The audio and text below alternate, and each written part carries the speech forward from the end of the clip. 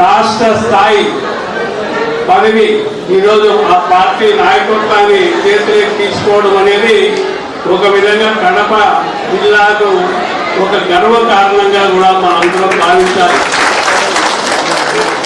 దీన్ని అన్ని పార్టీలు కూడా స్వాగతించాలి. ఎందుకంటే ఎన్ని పార్టీలు ఈ ప్రజాస్వామ్యంలో ఎన్ని పార్టీలు ఉండి ప్రజల కోసం పోరాడతారో ఆ పోరాటం విధానాల వల్లనే ప్రజలకు మేలు జరిగేదానికి ప్రణాళికలు తయారవుతాయి. దాని విధంగానే ముందుకు పోయేదానికి ప్రజలు మేలు జరిగేదానికి ఒక అవకాశంగా ఈ జిల్లాకు ఈశ్వరయ్య గారికి మరి ముఖ్యంగా మన అందరం కూడా అతనికి సపోర్ట్ చేయాలి, డైరెక్ట్ గా కానీ ఇండైరెక్ట్ గా కానీ. ఎందుకంటే ఒక మన జిల్లా వాసి మన వాడికి ఒక పార్టీ పరంగా ఒక కార్యదర్శి పోస్ట్ ఉన్నతమైనటువంటి పదవి రావడం